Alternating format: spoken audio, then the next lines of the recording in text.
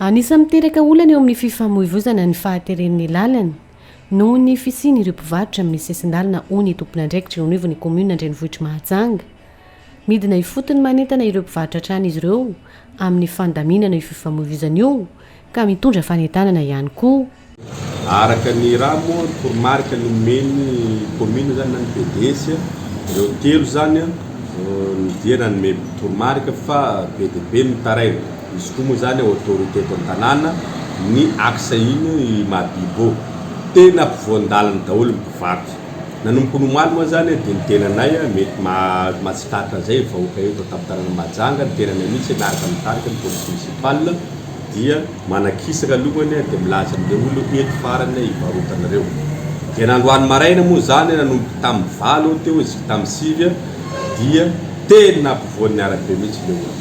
Ary efa mpivoan'ny arabe ilay olona dia tenenao izy dia misitaka izy mbola tsy ampy 1 metre aza miverina indray mandeha ireo. Eto dia miangavy antsika rehetra vahoaka reto tokoa mba ajaintsika zay fa mampidodozany ny fipetrahana varotra amoron-dalana surtout ampovoan'ny arabe.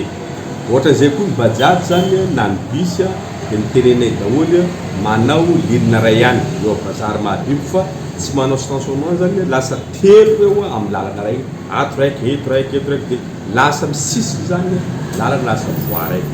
Efa nametrahana police disposition raisy commune dia mametraka police moa zay ary zao dia manao zay zany kanefa re hitantsika moa fa ny police tsy ampy dia amin'ny toerana tsisy police re zany dia misy mpivarotra fa miangavina zany tsika rehetra mba manaraka an'izay fa zay moa ny toromarika anazy ilay dia hoe manakisaka alohany fa rehefa mivoaka ny toromarika hoe ampidiro frera eo zay vao manapitra fa amin'izao alohany mbola tsisy fampidirana frera fa fanairana sy fanazarana zany ho antsika anaraka ny anana.